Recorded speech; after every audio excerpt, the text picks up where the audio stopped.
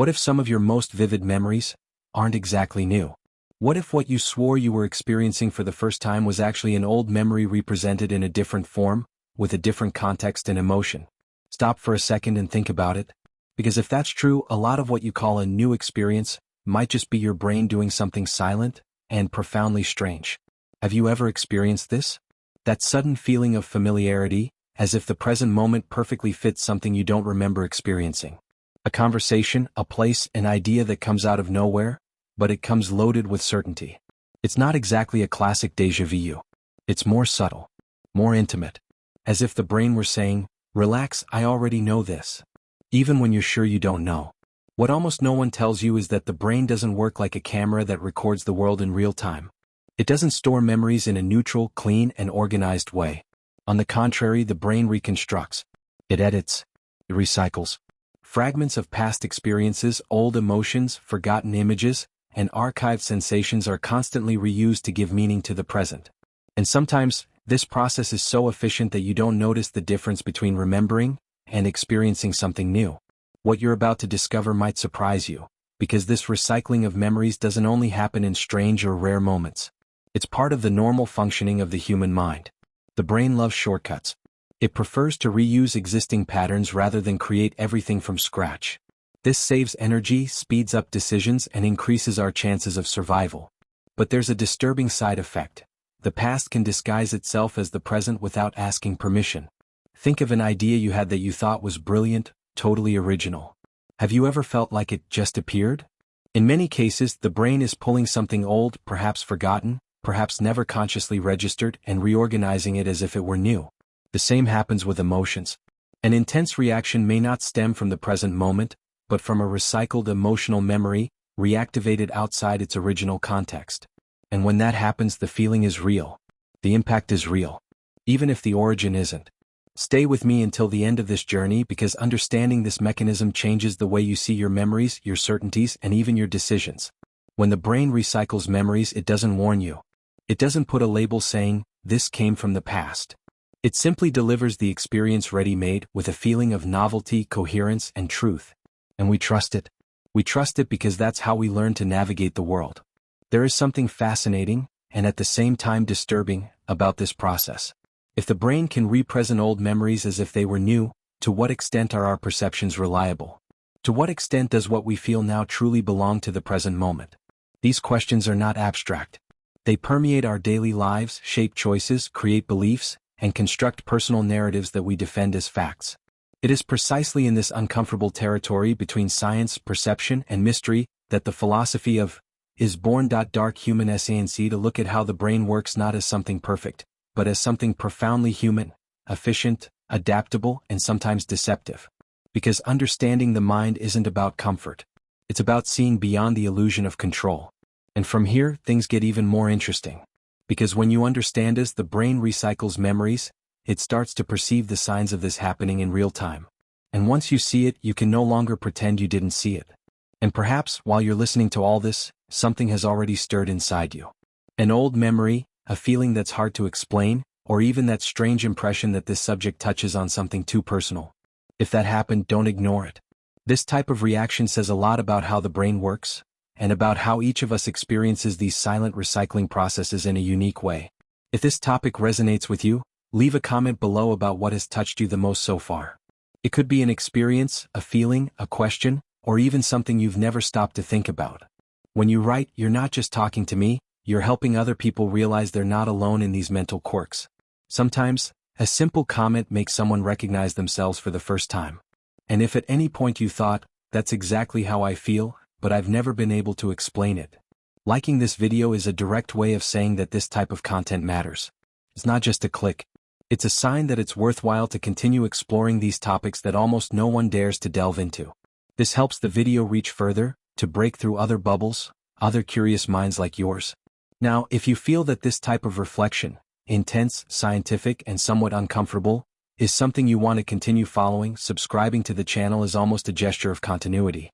It's like saying, "I want to continue investigating this." Because this space only grows when it becomes a community. When those who watch also participate, question, feel, and come back. Your presence here, your comment, your like, your subscription. All of this keeps this conversation alive, a conversation that can't be contained in simple answers. And what follows further deepens this unsettling idea that the brain not only remembers, it reinterprets, reorganizes, and represents the past as if it were something completely new. And that's exactly where the story starts to get more complex.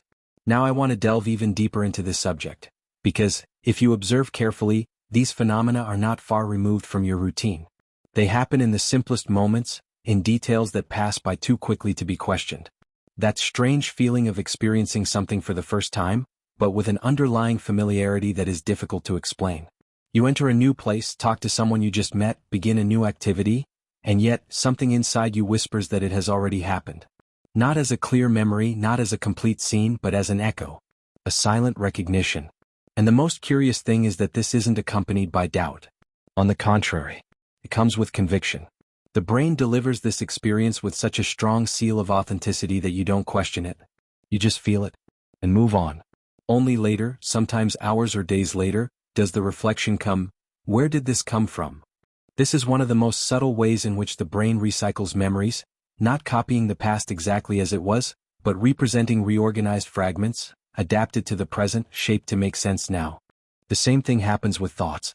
Ideas that arise out of nowhere, seemingly new, creative, original. You feel that inner click, that sudden clarity, as if you've discovered something important.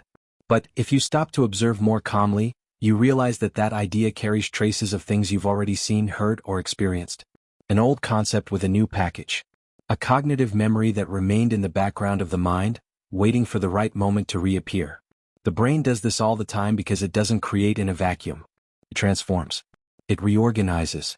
It reuses. And when we talk about emotions, this process becomes even more intense. Because emotions don't need clear images to be reactivated. Sometimes a profound feeling arises without warning. A tightness in the chest, an unexpected euphoria, an anguish without apparent cause. You look around trying to find the reason, but the context doesn't justify that intensity. It's as if something inside you has been touched by mistake. In fact, it wasn't a mistake. It was access. An old emotional memory was recycled, connected to the present by some almost invisible detail. A tone of voice, a smell, an expression, a word floating in the air. This is confusing. Because the brain doesn't signal that that emotion belongs to another time. It simply activates the response. And we, seeking coherence, create a quick explanation. That's just how I am, that's just me, I must be exaggerating. We rarely think that we are reacting to something that isn't happening now, but that has been internally reenacted. This is one of the most profound impacts of memory recycling. It influences decisions, shapes behaviors, and alters how we interpret reality, all without asking for our consent. Throughout life, we accumulate thousands of experiences that are not stored in an organized way. They become fragmented. They mix. They overlap. The brain uses this raw material as a basis for predicting, deciding, and protecting.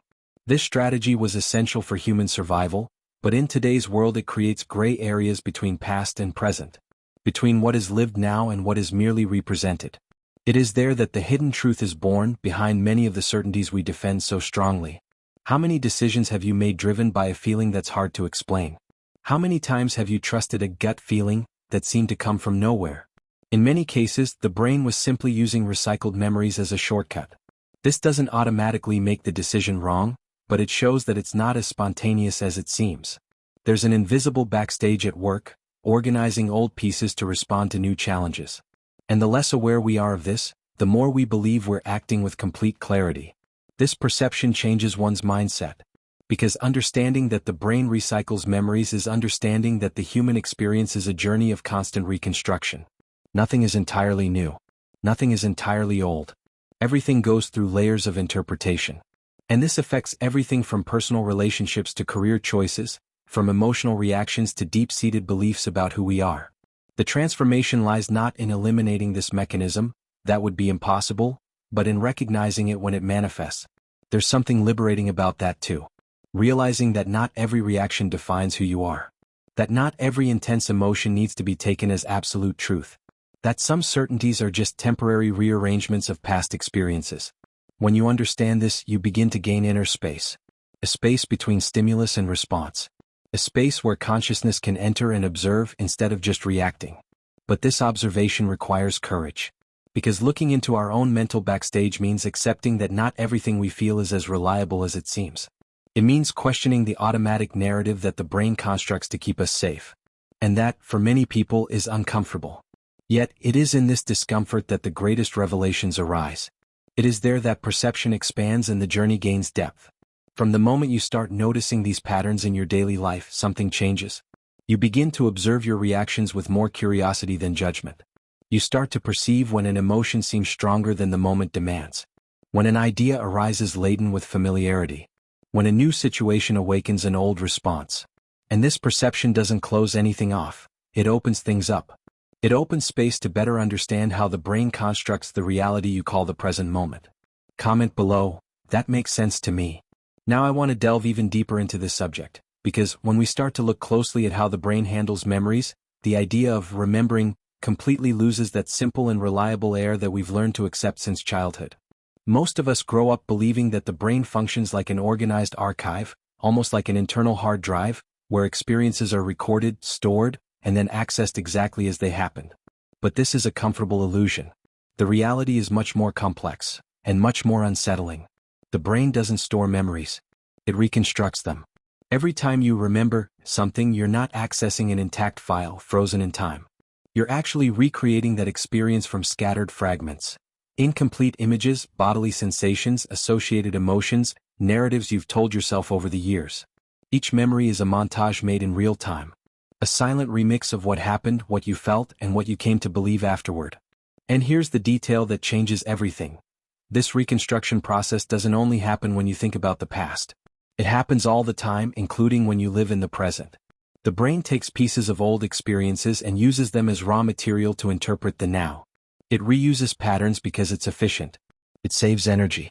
It speeds up responses. It gives a sense of control.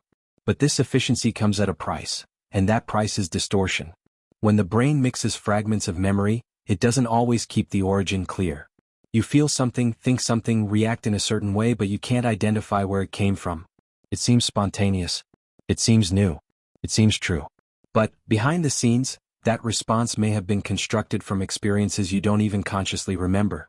A forgotten conversation, an unresolved situation, an old emotion that was never fully processed. All of this remains available as reusable material. This is where the mystery begins to deepen. Because if you don't know where something came from, how can you be sure it belongs to the present? The brain doesn't bother to warn you. It doesn't put up a warning saying, "This is recycled past." It simply delivers the ready-made sensation, already integrated into your perception of reality. And you trust it. You trust it because you've always trusted it. Because questioning every reaction would be too exhausting. This dynamic creates a hidden truth in the workings of the mind. Much of what we call current perception is, in fact, a reconstruction influenced by the past. This doesn't mean you're always wrong. It means you're always interpreting. And interpreting is not the same as recording facts. It's an active process shaped by past experiences, beliefs, fears, expectations, and emotional needs. The brain does this because it needs to. It was shaped to survive in unpredictable environments. Reusing memories is a powerful strategy. Something has worked before, why not use it again? If a certain reaction avoided danger in the past, it might be useful now. The problem is that the context changes, but the brain doesn't always keep up with this change with the same precision. It prefers to err on the side of overprotection rather than underprotection. That's why we often react disproportionately to simple situations. A small criticism can sound like a huge threat. Silence can seem like rejection. A neutral look can be interpreted as judgment. Not because the present is actually dangerous, but because fragments of old memories have been mixed with the current situation, creating a distorted reading. The brain's efficiency in this case generates emotional impact. This impact permeates your entire life. It influences important decisions, shapes relationships, and affects the mindset with which you face challenges. When a recycled memory disguises itself as current perception, it can push you toward choices that don't make sense in the real context. And yet, everything seems logical inside. It seems coherent. It seems aligned with who you believe yourself to be. There is something profoundly human about this. The brain doesn't seek absolute truth. It seeks internal coherence. It wants the story to make sense, even if that requires mixing past and present. This is an uncomfortable revelation because it dismantles the idea that we are neutral observers of our own lives. We are active participants in a narrative that is constantly being rewritten. When you begin to realize this, the inner journey changes tone. Instead of trying to control every thought or emotion, you begin to observe. You start to ask yourself, is this really about now, or is it something old reappearing in another form? This simple question creates space. Space for choice. Space for transformation. Space to not react automatically to everything the brain presents as urgent or true. But this level of awareness doesn't appear all at once. It builds up gradually, as you accept that not everything you feel needs to be taken literally. That some certainties are just temporary reconstructions. That the brain, despite being brilliant, works with shortcuts. And that these shortcuts don't always point in the best direction in the present. Understanding this doesn't solve the mystery. On the contrary, it opens up new layers. Because if the brain recycles memories without warning, there's a whole invisible dynamic happening behind your most basic perceptions. A silent game between efficiency and distortion, between protection and deception. And the deeper you look, the more you realize that the human mind is less a mirror of reality and more a creative editor, trying to keep everything running. Comment below, I'm on this journey too. Now I want to delve even deeper into this subject. Because understanding memory recycling requires completely changing how you imagine the brain works. We're not talking about something isolated, rare, or exceptional. We're talking about a central, silent mechanism that operates all the time, shaping how you perceive the present, make decisions, and construct meaning from your experiences. Memory recycling is not a system error. It is the system itself functioning. The brain is a pattern-making organ. It learns by identifying repetitions, regularities, and associations. Whenever something happens, it doesn't just ask, "What is this?" but mainly, "What does this look like?" To respond quickly, it searches its internal repertoire for similar situations, similar emotions, and already known structures. It is at this moment that old memories come into play. Not as explicit recollections but as invisible templates. The present is interpreted through these lenses. When you experience something new, the brain rarely starts from scratch. It reuses old maps. If an environment reminds you of another, if a person triggers a familiar feeling, if a situation evokes a familiar emotion, the brain fits everything into existing patterns. This creates a feeling of recognition, of coherence, of, "I know how to handle this." Even when rationally you've never been there before. That's exactly where old memories can be repackaged as new experiences. This repackaging doesn't require major changes. Sometimes all that changes is the context. Other times only the associated emotion. The core content remains the same. It's like using the same file, with a different cover. The brain changes the title, adjusts the setting, alters the emotional path, and presents it as something new. For the person experiencing it, it seems new. For the brain, it's just a variation of something already known. This strategy is incredibly efficient. It allows for quick responses in a complex world. Instead of analyzing every detail from scratch, the brain makes approximations. It compares, adapts, and decides. The problem arises when this adaptation goes unnoticed. When you believe you are only reacting to the present, but in reality, you are responding to a reorganized past. The hidden truth here is that much of our lives take place in this hybrid territory, where past and present blend without clear boundaries.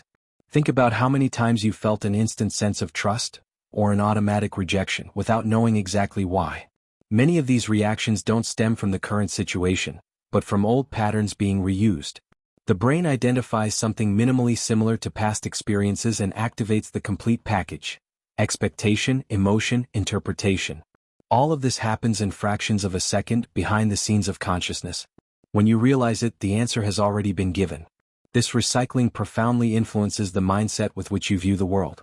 It shapes beliefs about people, opportunities, and even yourself. An old memory of failure, for example, can be repackaged as caution in the present. A past experience of success can emerge as self-confidence, even in different contexts. None of this is necessarily bad. The impact depends on how aligned these recycled memories are with current reality. The brain isn't committed to historical accuracy. It's committed to functionality. If an old pattern still seems useful, it will be reused. Even if the context has changed. Even if you have changed. This is one of the reasons why profound personal transformations require time and awareness. It's not enough to rationally decide to act differently. You need to create new patterns, new associations, new memories that can compete with the old ones in the background. When this doesn't happen, the brain continues to resort to what it already knows. It prefers the familiar to the true. It prefers internal coherence to fine-tuning with reality. This automatic choice explains why so many people feel trapped in repetitive cycles. Different situations, same feelings. New scenarios, old decisions. The recycling of memories creates the illusion of movement while keeping internal structures virtually intact. There is also a powerful emotional side to this process. Emotions are strong labels for memories. When an intense emotion has been experienced in the past, it becomes an easy marker to reuse. A similar stimulus is all it takes for the brain to reactivate that emotion, now associated with something new. The content has changed, but the feeling is the same. This can generate deep connections, but also internal confusions that are difficult to explain. That's why we often feel something is too big for the moment. It's not conscious exaggeration. It's a recycled emotion amplified by the past.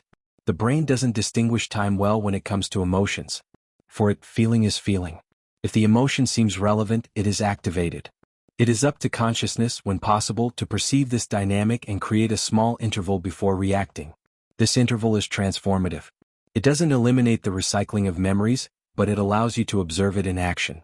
It allows you to perceive that what seems new may have ancient roots. That certainties are merely well-disguised repetitions. That not every reaction needs to be followed automatically. This perception changes the internal journey. It shifts you from a reactive mode to a more attentive, more curious one. By understanding the concept of memory recycling, you begin to see the mind as a living, adaptive, creative system, but also one limited by its own shortcuts. And this doesn't diminish the human being. On the contrary, it reveals the complexity behind every decision, every emotion, every feeling of familiarity that arises without warning. It reveals that much of what we experience happens even before we have the words to explain it. And the more you observe these mechanisms in action, the more questions arise. Questions about identity, about choices, about the extent to which we are guided by the present or by what has been recorded in the past. This curiosity doesn't close anything off. It opens up space. Because understanding how the brain recycles memories is only one layer of this story, and there are still consequences, limits, and situations in which this mechanism ceases to be an ally and begins to deceive us in a more profound way. Write this down. That makes sense to me. Now I want to delve even deeper into this subject, because when we ask why the brain does this, the answer isn't in flaws, bugs, or malfunctions. It's in survival. It's in efficiency. It's in millions of years of adaptation shaping an organ that never prioritized absolute truth, but rather the continuity of life. The brain recycles memories because it was built to conserve resources, save time, and anticipate the future, even if, to do so, it needs to distort the present. Thinking consumes energy. Analyzing everything from scratch consumes even more. If the brain had to treat each stimulus as something completely new, it would quickly collapse. That's why it works with shortcuts. It compares what is happening now with what has happened before and, based on this comparison, chooses a likely response. This mechanism is invisible, automatic, and incredibly fast. In fractions of a second, decisions are made, emotions are activated, and interpretations are formed, long before consciousness comes into play. Saving energy is a basic principle of biology. The brain represents only a small part of the body, but it consumes an enormous amount of energy. Reusing old patterns is a clever way to keep the system functioning without overloading it. When a current situation resembles one from the past, the brain doesn't need to analyze every detail. It assumes that similar patterns require similar responses. This reduces effort, speeds up actions, and increases the feeling of control. The price of this is that nuance is lost. This logic also explains why the brain makes decisions so quickly, sometimes even before you realize you've decided. The past functions as an emotional and behavioral database. Every lived experience leaves traces. What went right, what went wrong, what was dangerous, what was pleasurable. When something new arises, the brain cross-references these traces and delivers a ready response. You feel it as intuition, impulse, or immediate certainty. In practice, it's prediction based on recycled memory. Predicting what will happen has always been a huge evolutionary advantage.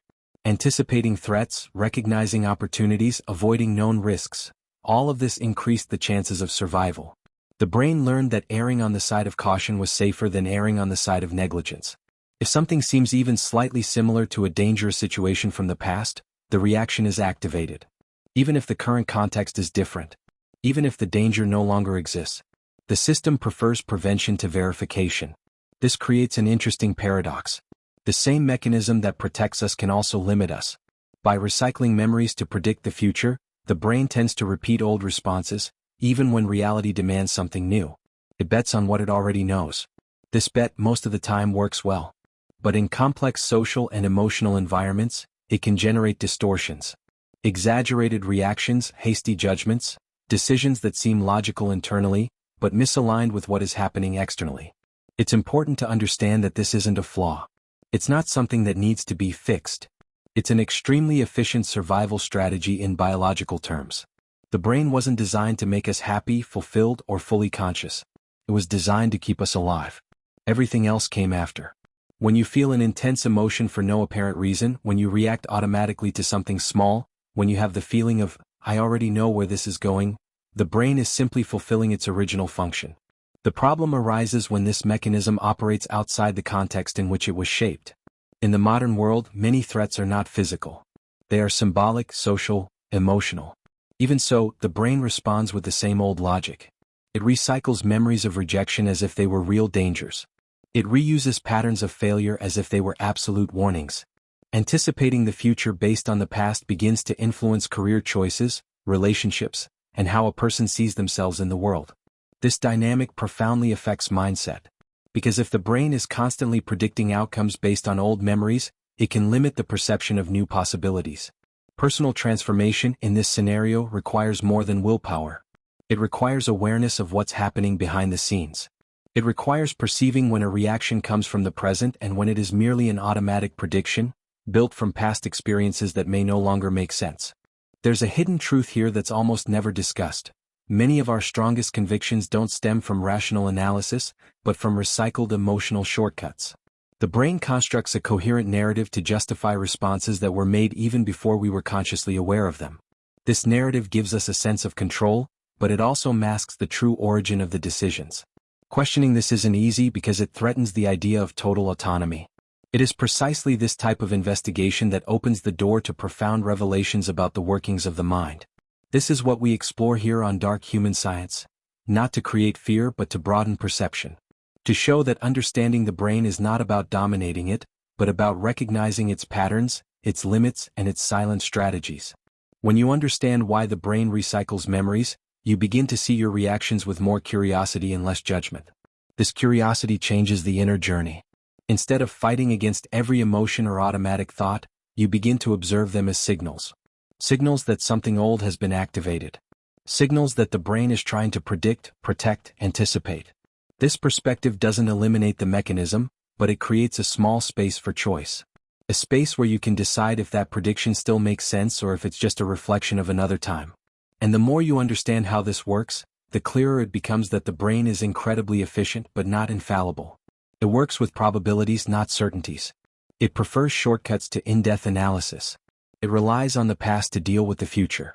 This reliance continuously shapes decisions, emotions, and perceptions. And understanding this doesn't close the story. On the contrary, it further deepens the mystery of how far these predictions help us, and at what point they begin to deceive us. Write this down. I'm on this journey too. Now I want to delve even deeper into this subject, because there's a delicate, almost uncomfortable point in this whole story of memory recycling. A point where what seemed like mere brain efficiency begins to reveal another side. The moment when this mechanism starts to deceive us. Not maliciously, not as a conscious lie, but as a construction so convincing that it imposes itself as reality. And that's where false memories, emotional déjà vu, and the silent confusion between what was imagined, what was remembered, and what actually happened arise. False memories are not rare exceptions. They are part of the normal functioning of the mind. The brain, when reconstructing memories, fills in gaps. It doesn't like empty spaces. If a detail is missing, it invents it. Something is unclear, it adjusts it. If a sequence doesn't make sense, it reorganizes it. And all this happens without warning. The final result seems solid, coherent, complete. You remember it with conviction. You defend that memory. You feel it is yours. But, in many cases, important parts never happened exactly that way. What's most unsettling is that these false memories don't appear out of nowhere. They are born from a mixture of real fragments, later interpretations, and imagination. A story told many times, a comment heard from someone else, a mental image created years later. All of this can be incorporated into the original memory as if it had always been there. The brain doesn't clearly distinguish the origin of these elements. For it, what matters is that the narrative makes sense now. This same logic explains emotional déjà vu. It's not just the feeling of having already been in a place or experienced a situation. It's something deeper. It's feeling an intense emotion that seems displaced in time. You react with fear, affection, rejection, or euphoria without understanding why. The present moment doesn't justify that intensity, but the emotion comes whole, charged, as if it were being relived. In fact, it's being recycled. An old emotional memory has been activated and applied to the present. The brain does this because emotions are powerful shortcuts. They guide quick decisions. If something was associated with pain in the past, the emotion reappears to avoid repetition. If something was associated with pleasure, the emotion returns to encourage approach.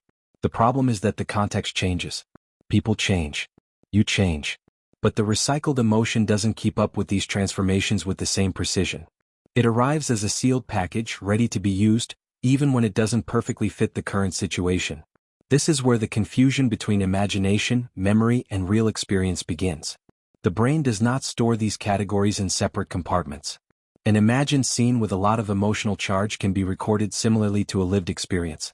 A thought repeated many times can gain the status of a memory. A vague memory can be reinforced by mental images created later. Over time, the boundary between what happened and what was constructed becomes blurred. This explains why two people can remember the same event in completely different ways, both with absolute certainty that they are right. Each brain reconstructed that experience based on its own fragments, emotions, and internal narratives. There is no malice in this. It is functioning. It is adaptation. It is the brain trying to maintain a coherent story to sustain identity and a sense of continuity throughout life. The impact of this is profound. Because if the brain can convince us of something that didn't happen exactly as we remember it, then our most intimate certainties deserve a second look.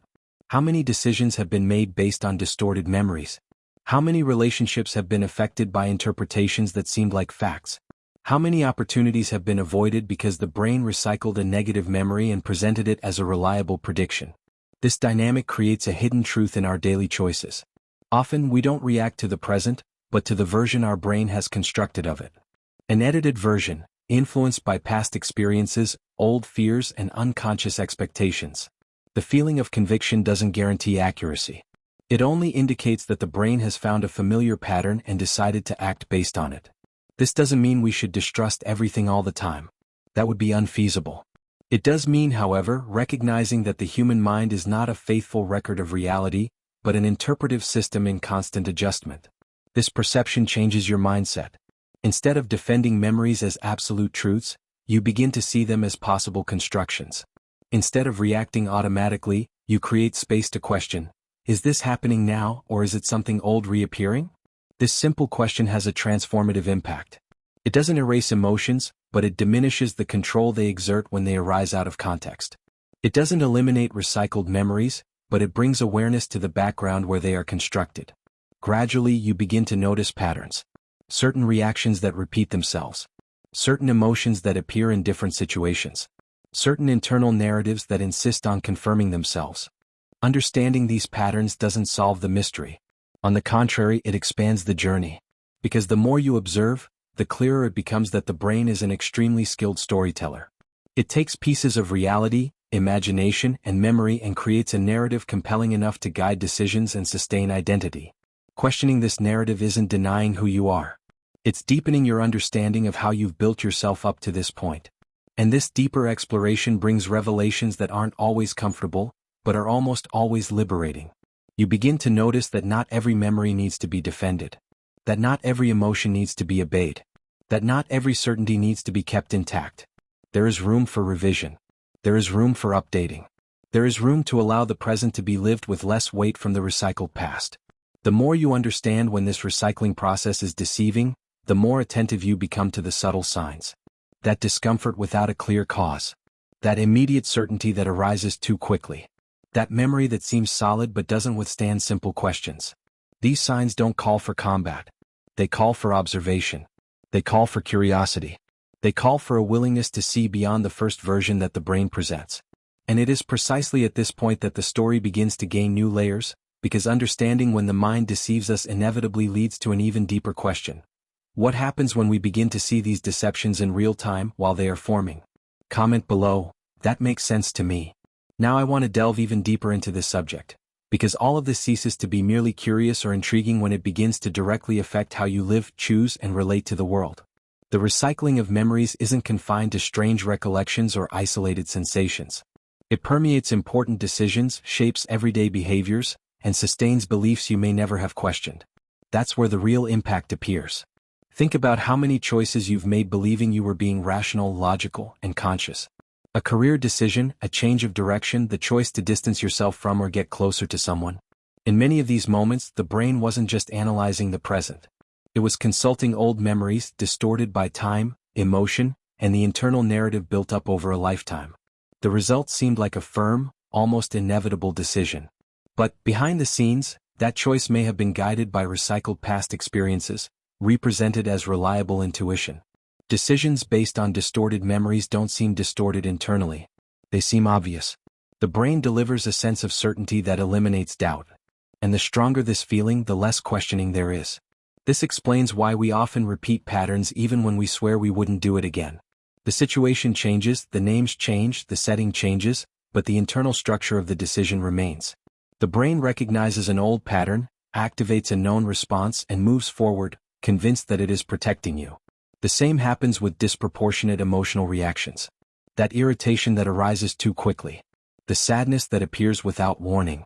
The anxiety that takes over even when everything seems to be under control. These emotions rarely belong only to the present moment. They carry layers.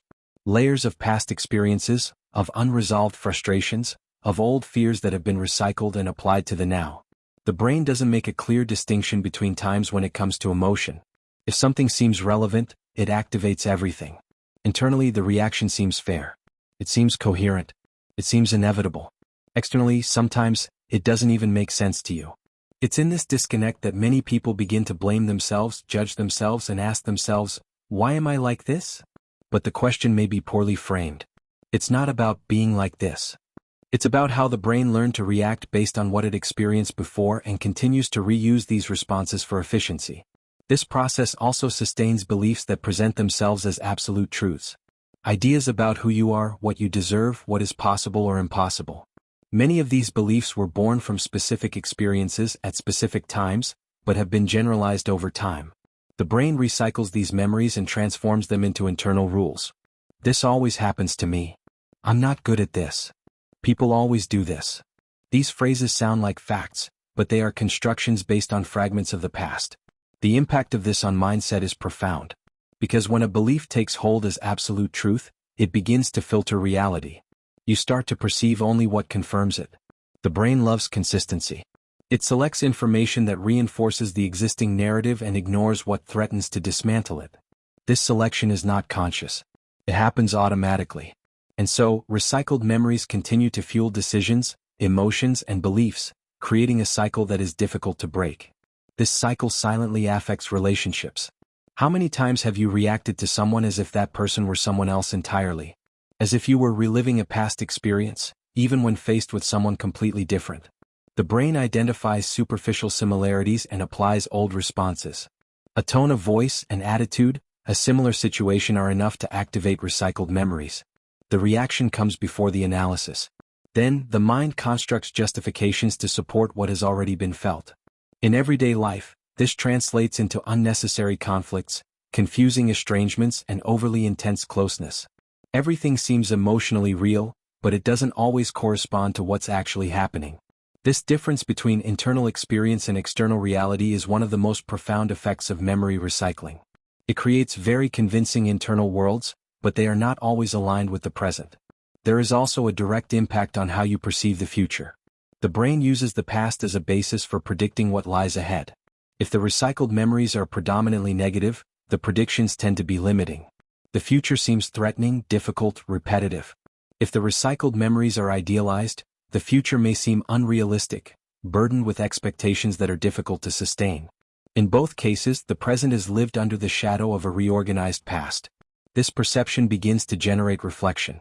At this point, the audience is no longer just hearing about the brain. They are looking inward. They are recognizing their own patterns. Moments when they reacted without understanding. Decisions that now seem strange. Emotions that arose without a clear context.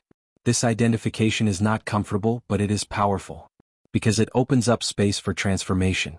Transformation here doesn't mean eliminating memories or emotions. That would be impossible. It means changing the relationship with them. It means realizing that not every reaction needs to be followed automatically. That not every belief needs to be treated as definitive truth.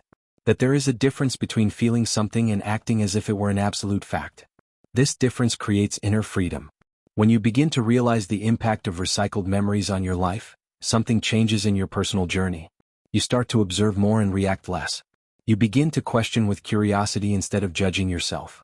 You begin to realize that many decisions could be different if there were a small space between the stimulus and the response. This space doesn't arise from rigid control but from awareness. This awareness doesn't solve everything at once. It doesn't erase difficult emotions or dissolve old beliefs instantly. But it shifts the axis. Instead of living as a hostage to automatic responses, you begin to witness what's happening behind the scenes. You start to notice when an old memory is being represented as current truth. You begin to recognize its impact on behavior before it solidifies into action. And it is precisely at this point that the reflection deepens even further. Because perceiving the impact is only the beginning. From there, an inevitable question arises. If these recycled memories shape our lives so much, what happens when we learn to identify them at the exact moment they are influencing our choices? Comment below. I'm on this journey too.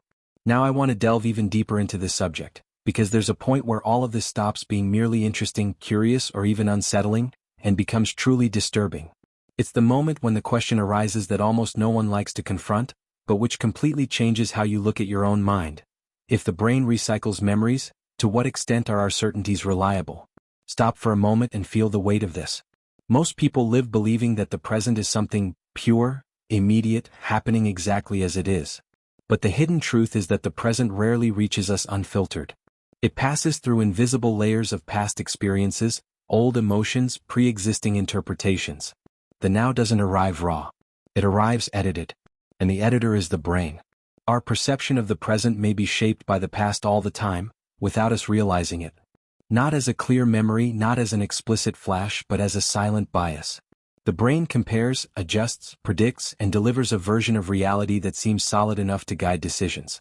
And we call this certainty. We call this intuition. We call this I know. This is the point where many things begin to waver. Because if what we feel is certain may be anchored in recycled memories, then we are not always reacting to what is in front of us. We are reacting to what it awakens internally. The reaction comes too quickly to be questioned. Conviction comes before reflection. And the more automatic it is, the more true it seems. The brain doesn't warn you when it does this. It doesn't say, attention, this is a projection from the past. It simply delivers the experience ready-made with emotion, narrative, and a sense of reality. That's why our certainties are often so difficult to shake. They are not just ideas.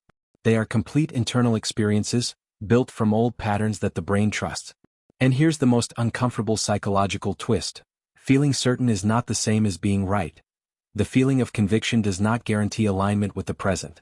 It only indicates that the brain has found a familiar pattern and decided to act based on it. This decision can be useful, can be protective, but it can also be limiting. It can be unfair. It can be completely out of touch with the current context. How many times have you been absolutely certain about someone, only to later realize you were reacting to a different story? How many times have you defended a decision as obvious, only to later notice it was guided by old fear, not current clarity? How many times have you felt something so true that you didn't even consider questioning it, until reality showed otherwise? These experiences are not personal failings. They are direct effects of a brain recycling memories to make sense of the world. What's most unsettling is realizing that this happens precisely when we think we're most aware. The mind constructs elegant justifications, logical arguments, rational explanations to support a certainty that was felt even before it was thought. The thought comes later, like a lawyer defending a decision that was already made behind the scenes. This perception changes everything. Because it shifts the focus from the question, is this true, to something deeper, where did this come from? From what memory, what emotion, what past experience did this certainty, which now seems so current, originate? This type of questioning does not weaken the mind. On the contrary, it strengthens it. It creates space between impulse and action, between sensation and choice. This is where the wow moment happens. Not because it brings comfort, but because it brings clarity. You begin to realize that much of your experience of reality is an active interpretation, not a faithful reflection of the world. The brain doesn't show things as they are. It shows them as they appear to be in light of what has already been experienced. And this is not a flaw. It's a survival strategy that, in the modern world, requires awareness to avoid becoming a trap. When that realization hits you, something changes in your relationship with your own certainties. They don't disappear, but they lose their status as absolute truth. You begin to see them as strong hypotheses, not as unquestionable facts. You start listening to that inner voice with more curiosity than blind obedience. You begin to notice when the past is trying to pass itself off as the present. And this change doesn't end anything. It opens a new stage in the journey. Because from here on out, the issue ceases to be just, with the brain recycles memories, that much is clear, and becomes shown to identify this process while it is happening in the heat of the moment, at the crucial moment when a certainty is formed. This is precisely the point where the investigation needs to go even deeper. Now I want to delve even deeper into this subject, because, after everything that has been said, it becomes impossible to look at the brain in the same way. The idea that it is a tireless seeker of truth begins to crumble when we understand its real priority. The brain was not shaped to discover what is absolutely true. It was shaped to keep everything functioning, to ensure continuity, to create a minimal sense of stability in an unpredictable world. And, for that, it chooses coherence, security, and efficiency, even if it costs fidelity to what actually happened. The brain prefers a good story to a precise one. It needs things to make sense, to fit together, not to generate excessive internal conflict. When there are gaps, it fills them. When there are contradictions, it adjusts. When the past threatens to disrupt the present, it reorganizes the past. Not out of malice, not out of conscious deception, but because the human mind needs continuity to function without collapsing. This internal coherence is powerful. It sustains identity. It maintains the sense of self. Without it, everything would seem too fragmented. Emotions without cause, decisions without logic, experiences without connection. The brain kicks in precisely to avoid this chaos. It connects the dots, creates narratives, establishes relationships between events that often don't have such a direct connection. The result is a life experience that seems stable, even when it's built upon successive reconstructions. Safety comes next. The brain has learned that predictability saves lives. That recognizing patterns reduces risk. That anticipating what might happen increases the chances of survival. To do this, it uses the past as raw material. But not the past as it was, but as it was remembered, interpreted, felt. If one version of the past seems useful for keeping you out of danger, it will be maintained. If another version generates conflict or insecurity, it may be softened, distorted, or even gradually erased. Efficiency completes this trio. The brain needs to respond quickly. It can't afford to analyze everything deeply at every moment.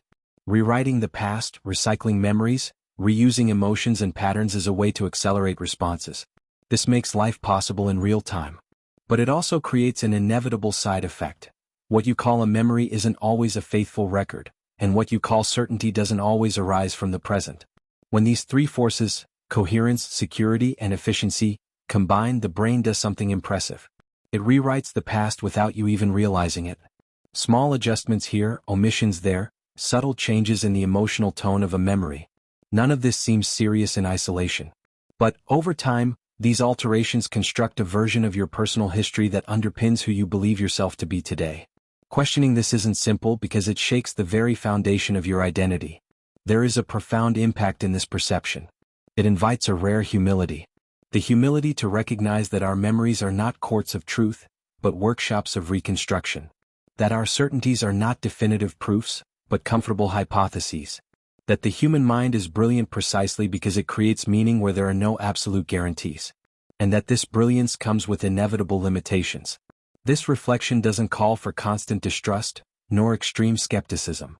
It calls for awareness. It calls for a more attentive look behind the scenes. A recognition that feeling something intensely doesn't automatically make it true. That remembering something with conviction doesn't guarantee accuracy. That deciding with certainty doesn't mean deciding with total clarity. This kind of awareness changes how you relate to your own experiences. Throughout your personal journey, realizing this can be transformative. You begin to give less weight to the first version your mind presents. You allow yourself to revise, update, and reinterpret. Not as a weakness but as mental maturity. Because growing, in this sense, is not about accumulating certainties, but about learning to live with complexity without needing to oversimplify it. There is something profoundly liberating in accepting that the brain is not an impartial judge of reality. It is a highly efficient storyteller trying to keep everything afloat. When you understand this, you no longer need to fight to defend every memory, every reaction, every conviction. You can observe them. You can dialogue with them. You can perceive when the past is speaking louder than the present. This perception also changes how you see others. If your mind reconstructs, there's reconstructs as well. If your memories are influenced by old emotions, there's are too. This creates more empathy, less rigidity, less need to prove who is right. Because often it's not about truth versus lies, but about reconstruction versus reconstruction. And perhaps that's one of the greatest impacts of this understanding, the possibility of living with more inner space. Space for healthy doubt. Space for revision. Space to not react immediately to everything that seems urgent or definitive. The brain will continue to seek coherence, security, and efficiency.